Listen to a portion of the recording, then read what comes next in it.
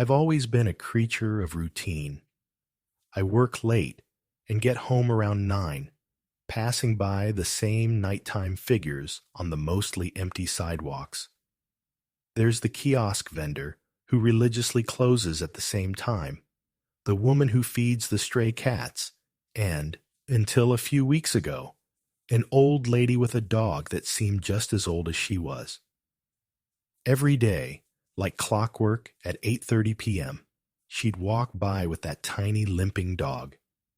The two of them almost looked like one being, aged by time and solitude.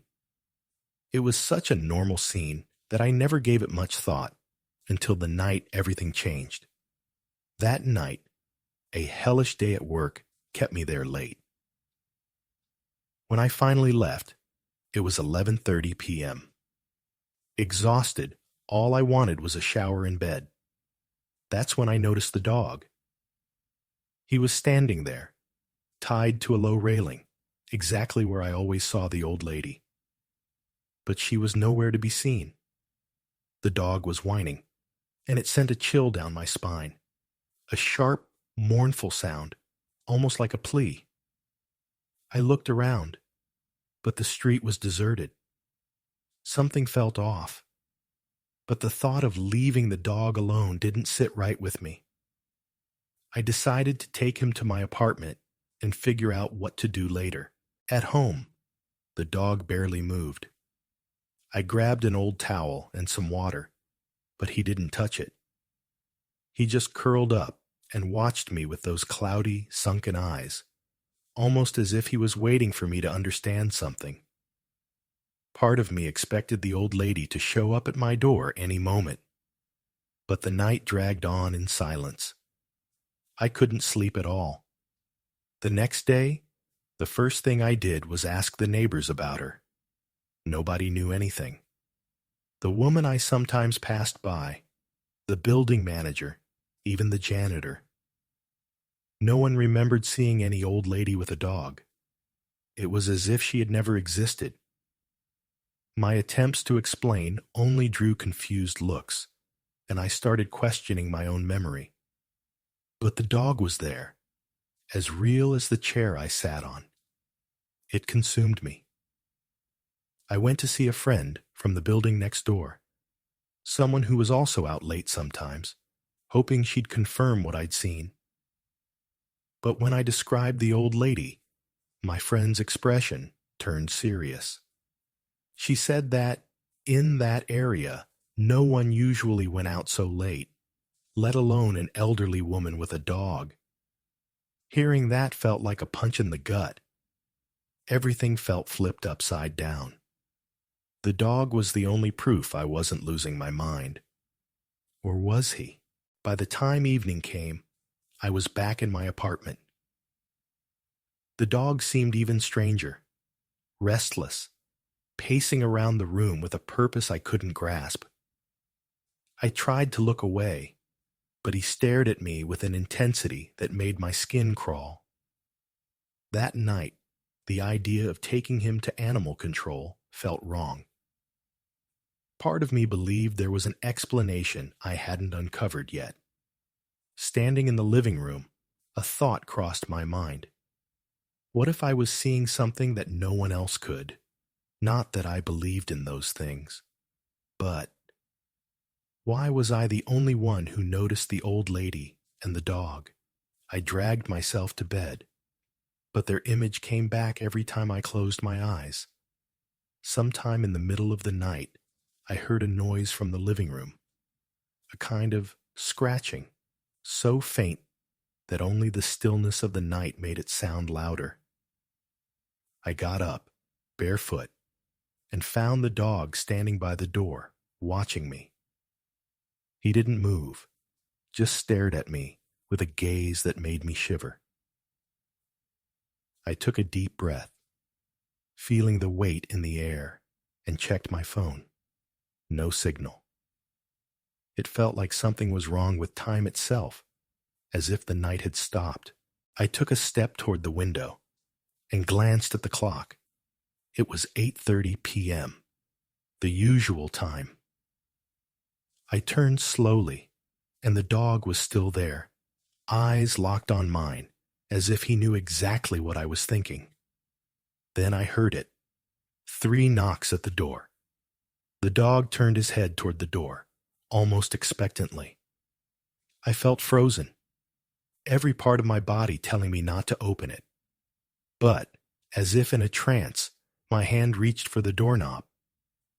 On the other side, there she was, a faint smile on her face, eyes hollow and deep, as if she had been waiting for me for a long time. She softly thanked me for taking care of the dog and turned, walking slowly down the hallway. The dog ran after her, their steps fading into the silence of the building. I closed the door and turned to look at the clock. Midnight. As if all that time between opening and closing the door had been stolen from me. I collapsed onto the floor, breathless, trying to make sense of it. That feeling that something was slipping away from me. An emptiness that clung to me and never let go. At the time, I was 18 years old and finishing high school. It was a strange phase, that in-between stage of, I don't know what to do with my life, and I'm an adult, but I still rely on my mom for almost everything. My little sister, on the other hand, was only 5, with a light spirit, full of curiosity and that typical childlike courage. On this day, it was my mom's birthday, and as usual, she decided to relax by taking a long shower. She and my stepdad always took time to rest on Sundays, especially on special occasions. He was passed out, snoring in the bedroom, and my mom was in the shower. The rest of the house was in an almost comforting silence, broken only by the sound of water and the TV in the basement, where I was playing with my sister and looking after her. Now, I need to explain an important detail about my stepdad, which will make sense later. He has the deepest voice you can imagine. It's the kind of voice that leaves an impression, like a muffled thunder, but you can hear it from afar and immediately know it's him. So much so that at work, people would ask for him specifically, even those who had never seen him in person, just to speak to the guy with the deep voice. Anyway, while my sister played with some dolls on the floor, I, like any teenager, was on my phone and changed the TV channel to a horror movie just to see her reaction. Of course, she gave me that defiant look, raising an eyebrow, and said, "I'm not scared, sissy." Well, that was the end of my fun, so I turned off the TV and went back to my phone, trying not to die of boredom while waiting for my mom to finish her shower. Things were quiet for a while.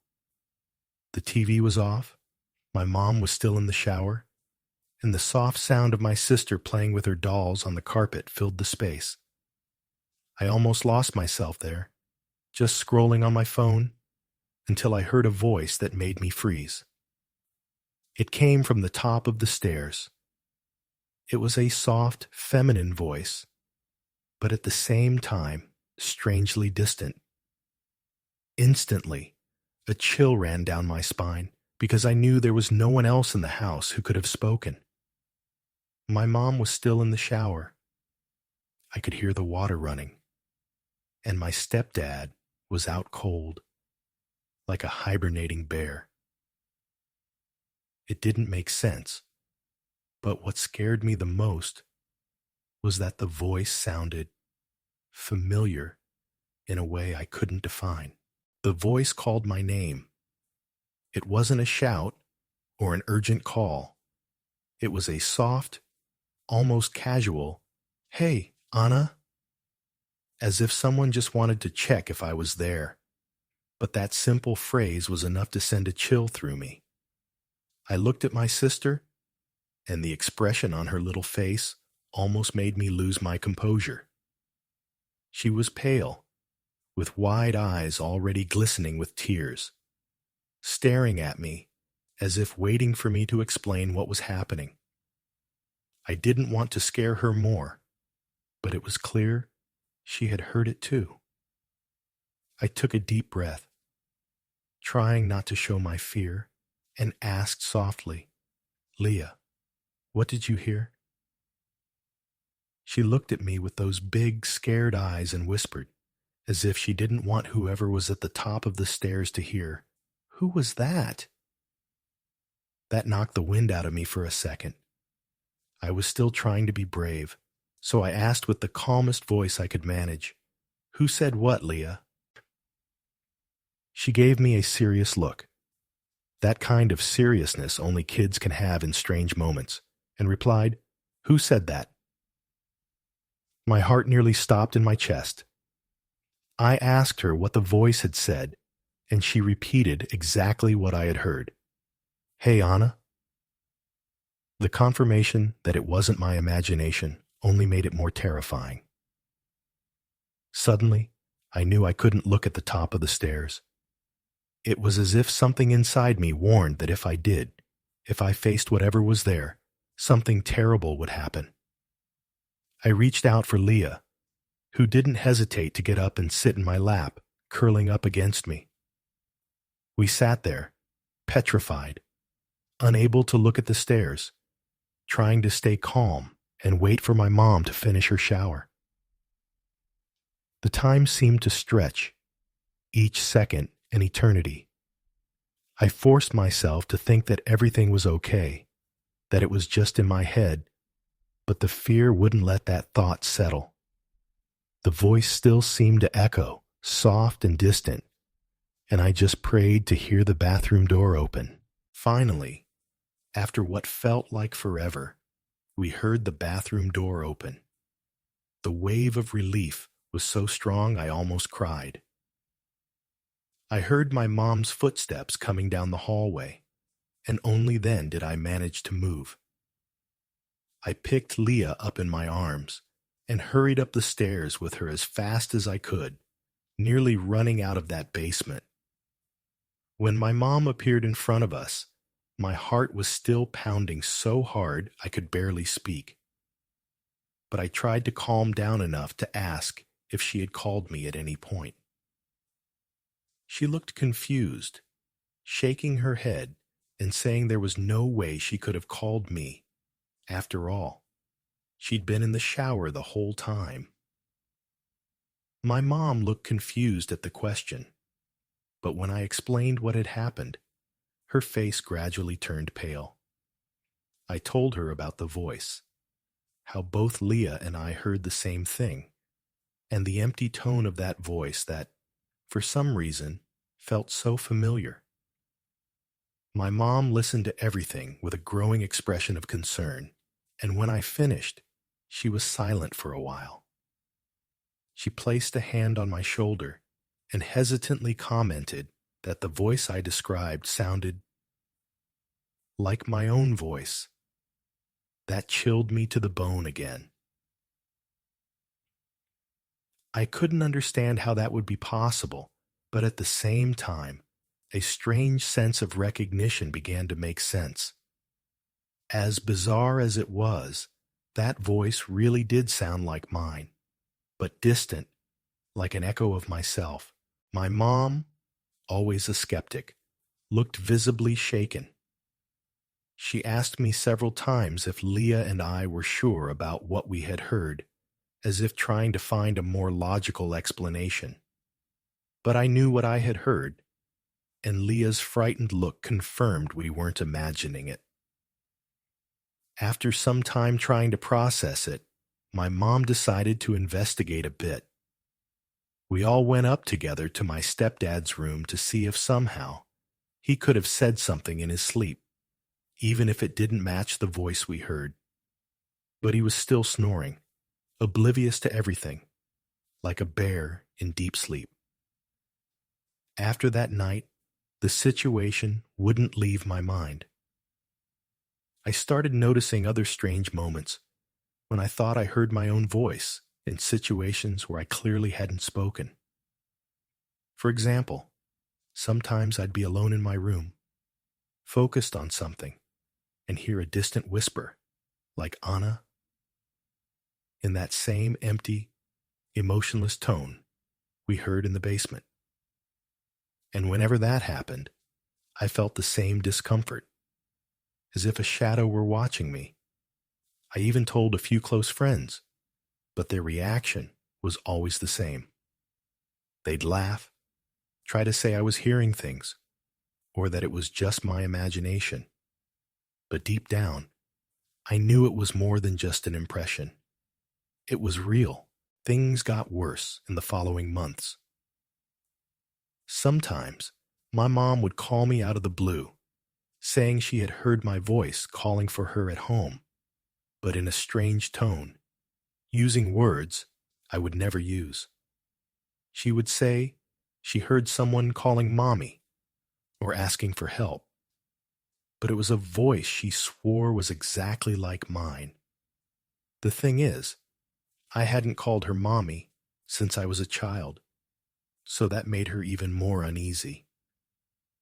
It didn't take long before I started avoiding being alone in the house, and any small noise made me tense, waiting to hear that voice again.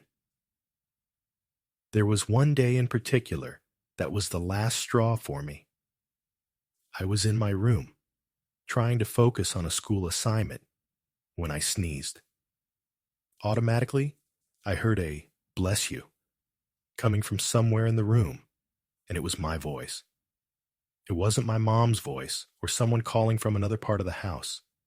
It was exactly my tone, but empty, almost like a cold, lifeless recording. At that moment, a wave of panic washed over me. I didn't know what to think or how to explain it, but I felt more than ever that this presence was close to me, always lurking, repeating pieces of myself. After that day, I decided to leave that house.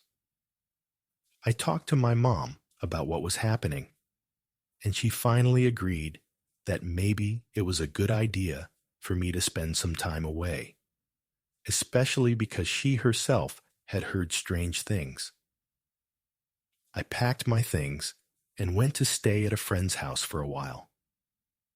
My mom would call me regularly to check on me, but even at a distance, some things didn't change. Once, she called me nervously, saying she had heard my voice again, calling for her from the hallway. She even responded, thinking maybe I had come back without telling her. But when she opened the door, there was no one there. Today, I live in another city, far from that house.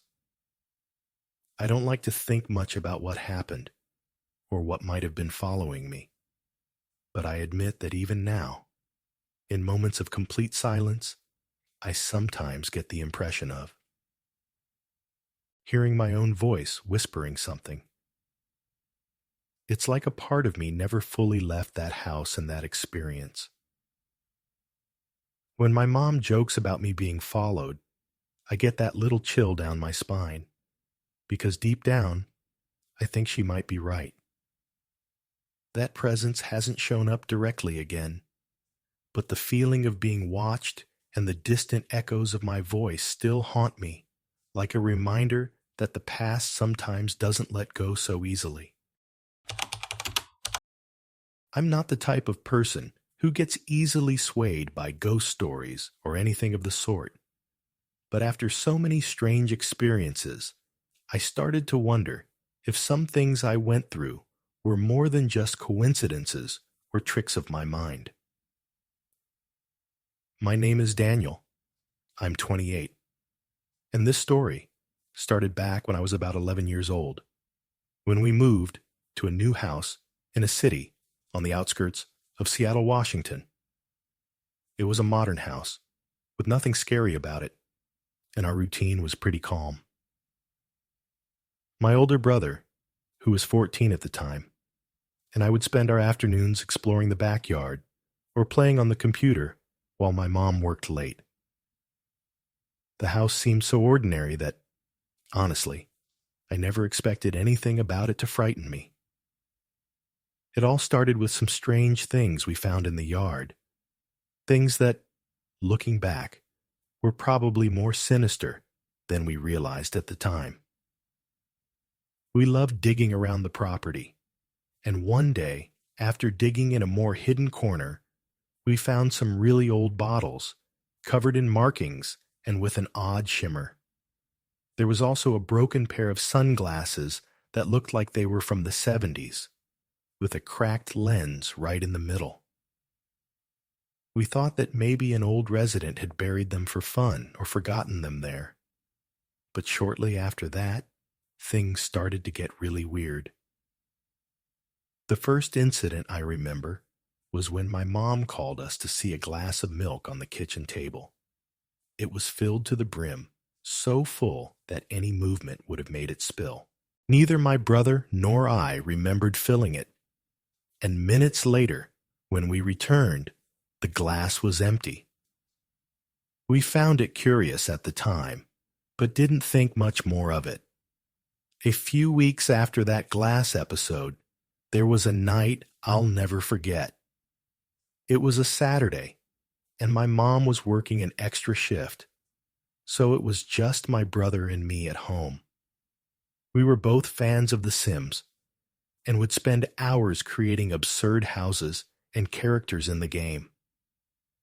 We were so focused on the computer screen, debating which hairstyle to choose for our new character, when suddenly we heard a voice between us. It was a dry whisper, as if someone was right next to my ear saying, "Stop it." I felt a shiver so intense it was like someone was breathing on my neck. My brother, who heard it too, widened his eyes and looked at me with the same expression of fear. We jumped out of our chairs and ran to the living room, shaking. We called my mom, but she didn't take it seriously. To her, it was just kids' imagination, but the voice felt so real that it was hard to just ignore it. I even researched whispers and ghosts and found that there were reports of people hearing such things, as if spirits were trying to communicate. After that night, I started feeling more alert, as if any corner of the house could hide some presence. But at the same time, nothing happened for a while. Years passed without me seeing or hearing anything unusual, and I even started to think that it was all just the product of my childhood imagination. I moved on with my life, my studies, and even forgot about that voice. Until another night, when something equally bizarre happened and brought everything back to the surface. That night happened when I was about 15 years old. I was lying in bed. It was late, and back then I had a TV in my room facing the door. The street light shone through the window, allowing me to see the reflection of the hallway on the TV screen, even when it was turned off. I was almost asleep when something in the reflection caught my attention. It was a silhouette, looking like a woman, dressed in something white, simple, almost like a long dress. I saw her walk into the bathroom, and the door closed behind her. My heart nearly stopped. My first thought was that it might be my brother. He had a white robe he wore after a shower. But for some reason, that scene didn't make sense. I mustered the courage to get up and walk to the bathroom, lightly knocking on the door and waiting for an answer. When I didn't hear anything, I decided to slowly open it, heart pounding, expecting to find him inside. But the bathroom was empty. No one was there. I felt a chill run down my spine and ran back to bed, hiding under the covers until sleep finally overcame me. The next day, I told my mom and brother, but they just laughed and said I must have been dreaming. The problem was, I knew I was wide awake at that moment. After that, nothing else happened for years, until recently, when things started getting even stranger, but this time in a completely different place. Fast forward to today, I'm 28, and honestly thought I'd move past all that. The last strange thing I remembered was that night in the hallway, and until now, those incidents seemed like part of a distant past, almost like distorted memories from a childhood full of imagination. But a few weeks ago, my brother sent me a message reminding me of the story of the whispering ghost girl. Just reading those words sent a shiver down my spine.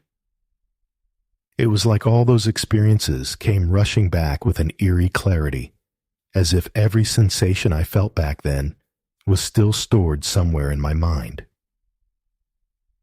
Since then, some strange things have started happening again, but now in a way I never imagined. This time, the sightings are happening at work. I work near the Central Station in Seattle, and sometimes I eat lunch alone in the cafeteria. That's where I first saw him. A man, seemingly ordinary, wearing an orange hoodie and blue jeans, hood up. I was eating when I saw him out of the corner of my eye, sitting at one of the tables. But when I turned to look directly, he was gone. The sensation was so strange, but I tried not to give it much thought, assuming it was just a trick of my peripheral vision. But it started happening more often. Always the same man in the orange hoodie, always in the same spot, and always disappearing when I tried to focus on him. It was like he was there, but not really there at the same time. At first, I tried to ignore it, thinking it was just fatigue or something in my head. But the odd thing was that these sightings started happening with a regularity I couldn't dismiss. It wasn't every day, but whenever I was alone in the cafeteria, it was almost certain that I would catch a glimpse of that man in the orange hoodie. Always with the hood up, face hidden, sitting with his head down. I even tried changing seats, sitting closer to the entrance, but he always appeared in the same corner, as if it were some kind of macabre ritual, and he was trapped in a loop only he understood. The strangest part was that I could never see his face, just this vague image, like a ghost of flesh and bone. I started to feel paranoid. It felt like the more I tried to ignore it, the more he appeared. I even asked a few colleagues if they'd ever seen a man in an orange hoodie wandering around, but they all either laughed or said they'd never noticed anyone like that. Every time I saw him, my heart would race, and a cold dread would rise through me. I started to wonder if it was some kind of warning, or if there was a specific reason I was seeing this figure. One night, I ended up researching the history of the station, and to my surprise, I found reports of accidents and stories of people who had died near the tracks, some wearing clothes that matched. That's when my perception shifted, and the whole situation started to affect me in ways I never expected. After reading about the accidents, the image of the man in the orange hoodie started haunting me even more. It wasn't just in the cafeteria. I saw him reflected in the windows while I worked, or in the corner of the hallway near the bathrooms. I was growing exhausted, afraid to move, or even be alone. At any moment, that figure could appear and disappear before I could make sense of it. There was a day I literally jumped out of my chair when I saw his shadow reflected on my computer screen. One of my colleagues asked what had happened, but what could I say? that a ghost in an orange hoodie was haunting me, I knew no one would believe me. That's when I made a decision to try to speak to him or face it somehow. I know it sounds crazy, but I couldn't stand that feeling of helplessness anymore. I waited for a day when the cafeteria was completely empty and sat in the same spot where he usually appeared. I sat there, alone, staring at the corner of the room. After a while, I felt that familiar chill. Out of the corner of my eye, there he was, in the same position as always, hood hiding his face. I tried to stay calm and spoke in a low voice. "Who are you? What do you want from me?" For a few seconds, the air felt so heavy it was hard to breathe. But as soon as I turned to look directly at him, he was gone. That attempt at contact left me shaken. I spent the night barely sleeping, replaying the moment and wondering if he'd heard me or if I was just sinking deeper into an irrational paranoia. The next day, I returned to work, convincing myself it was over, that my conversation might have ended this haunting for good. But to my surprise, things only got stranger. Instead of seeing him in the cafeteria, I started noticing the orange hoodie in random places, a hint of the hood peeking from behind a stack of boxes, a flash of orange passing quickly by the glass door at the entrance. It was as if he was freer now, present everywhere, waiting for the right moment to appear again.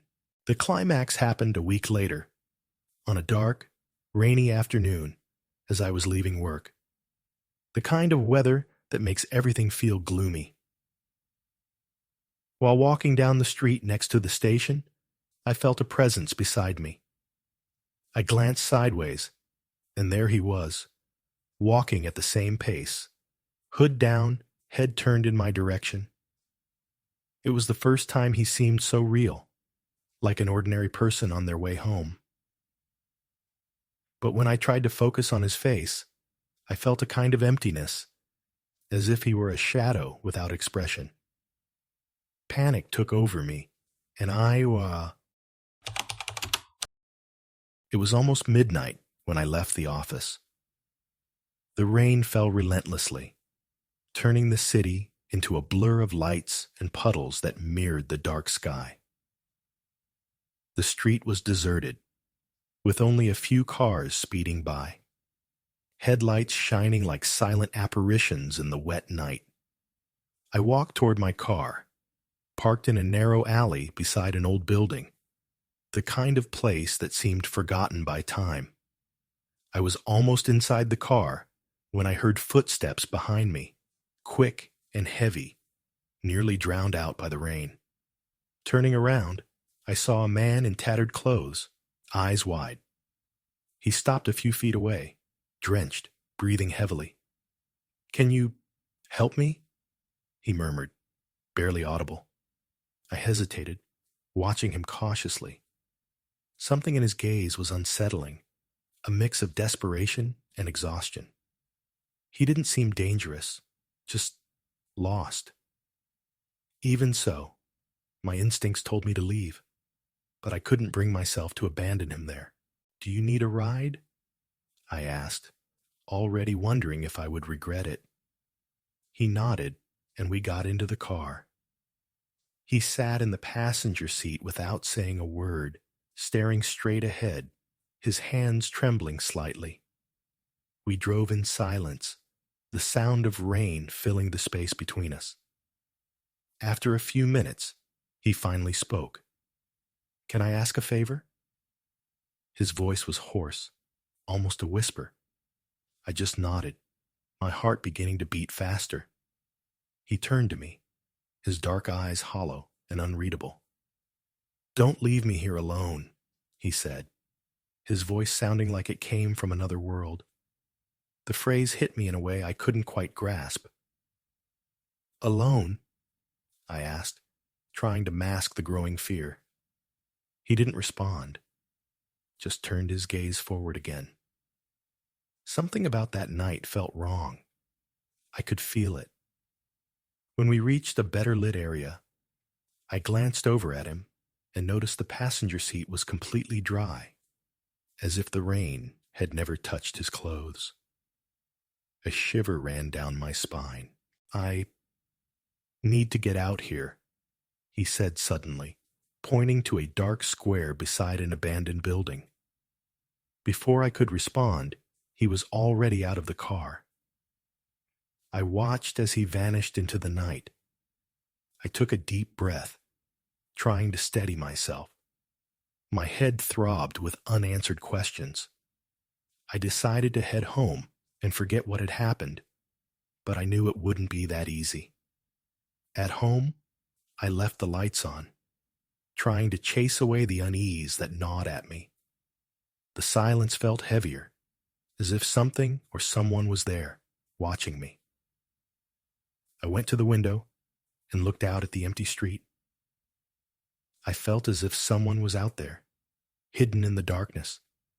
That night, sleep was impossible.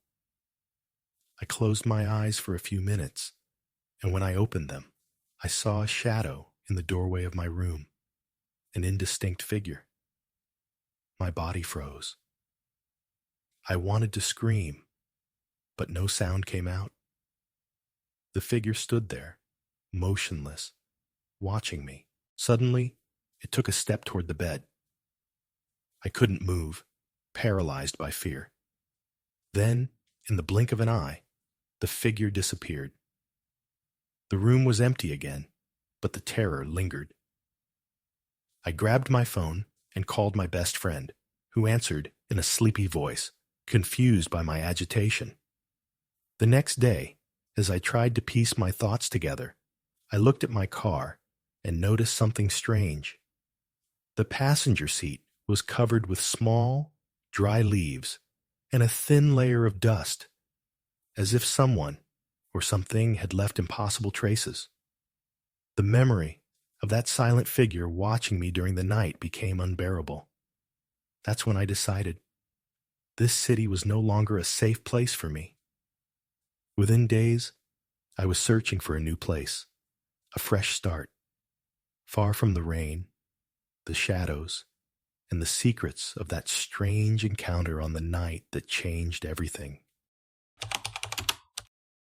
My name is Alice, and this story happened about 2 years ago. At the time, my little daughter Lara was only 4 years old. It was a difficult period, and I was feeling exhausted, raising a child alone, without support from her father, who was always traveling and never around, was a daily challenge. Lara was everything to me, and I did everything I could to ensure her safety.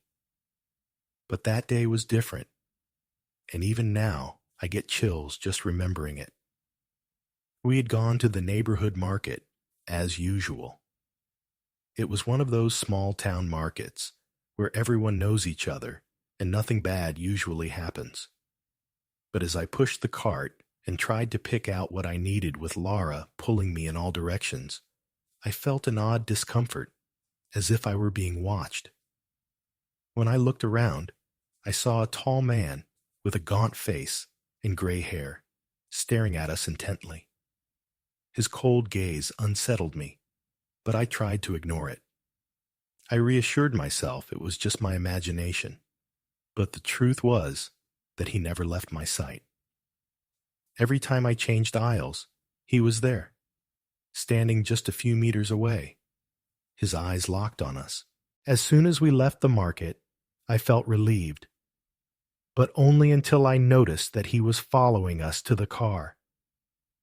I tightened Lara's small hand and walked faster, throwing the bags into the back seat and locking the doors as soon as we were inside. When I looked in the rearview mirror, there he was, standing in the parking lot, just watching. Fear started to settle in, and a wave of anger toward my husband swept over me for always being absent when I needed him most.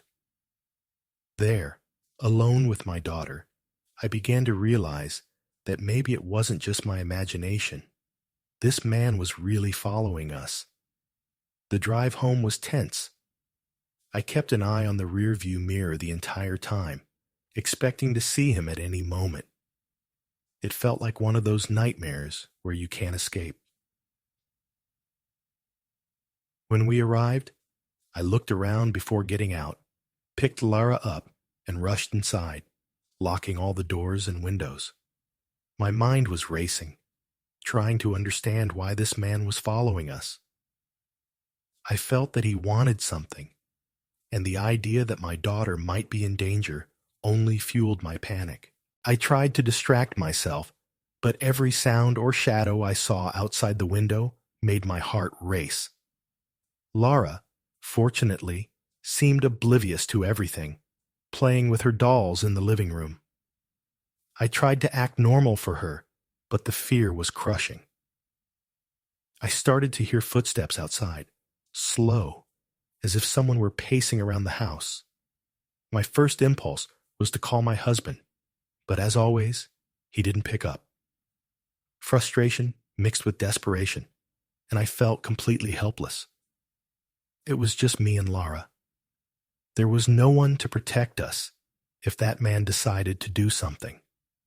A few minutes later, I heard the back door handle turning. Tension froze me, but the instinct to protect my daughter was stronger.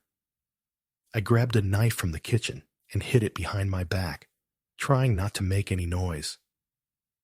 Suddenly, the door opened, and there he was, standing in the doorway, with that same fixed and empty gaze, as if he were there for a purpose I couldn't understand. He took a step inside, and my mind raced, thinking of what I could do to keep him away from Lara. On impulse, I shouted at him to stop, but he just kept advancing, eyes still on me, completely unfazed by my scream. My heart was pounding so hard it felt like I could hear it. With no other option, I gripped the knife tightly and lunged at him. Fear and anger gave me a courage I never knew I had. He tried to defend himself, but seemed weak, as if he had no energy to fight back. After a brief struggle, he fell, his body lying on my kitchen floor, blood staining the tiles. I stood there, gasping, unable to believe what I had just done. With the man's body motionless on the floor, it took me a few moments to regain my composure. Lara was in the other room, blissfully unaware, but I knew I had to act quickly. I looked at him, trying to understand who he was and why he was following us. I decided to search his pockets for anything. An ID, something that could explain the horror. That's when my hands found a crumpled piece of paper inside his coat. Unfolding it, I was shocked to see a missing person flyer with my daughter Lara's photo on it. For a moment, my mind refused to process what I was seeing. It was a recent photo. I could tell by the outfit Lara was wearing, the same one from a few days ago. Below the image, a different name was printed, something that made no sense to me.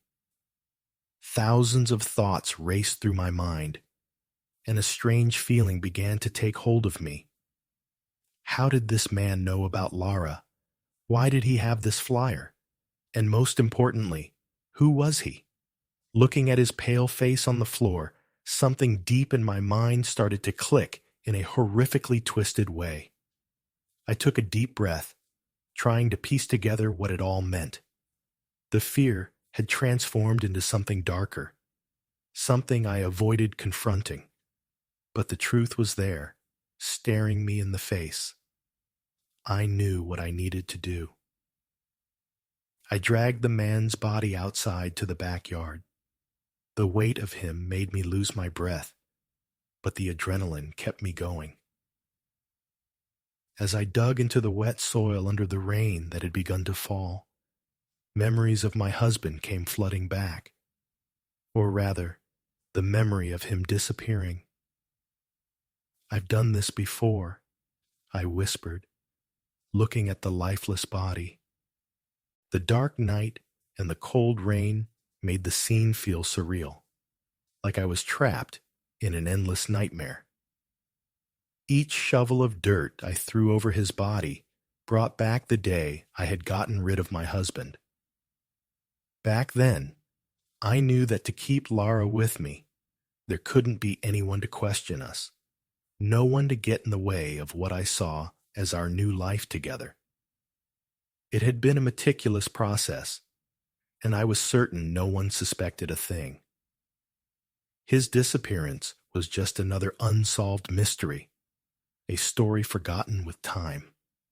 Now, as I buried yet another secret, I glanced back at the house and saw Lara watching from the window, her curious, innocent eyes always making me smile. She didn't know anything, of course. To her, I was just a protective mother who would do anything for her. I finished burying the man, smoothing the dirt with my foot to make sure nothing seemed out of place. It was just me and Lara again, as it was always meant to be. Back in the kitchen, I washed my hands and cleaned up the blood, each movement methodical, calculated. I felt an eerie calm, as if a storm had passed and everything was under control once more.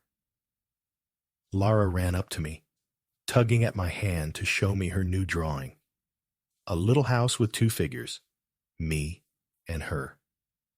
The simple drawing filled me with a mix of pride and relief. This was what mattered. Nothing and no one would take Lara from me. She was my daughter now, and that wouldn't change. Before bed, I threw the missing person flyer deep into the trash, covering it with food scraps and crumpled paper. I knew there was no one else searching for us, and that what happened that night would remain a secret. Life would go back to normal, at least for Lara, who would never know about the man who tried to rescue her. In the end, he was just an unwanted reminder of a past she would never know. I went to her room, tucked her in, and whispered softly, like a promise, "Mommy's here, always." The next morning, I went to the backyard to take one last look at the burial spot. The rain from the night before had compacted the earth, leaving no evidence of what had happened. The feeling of relief was almost liberating.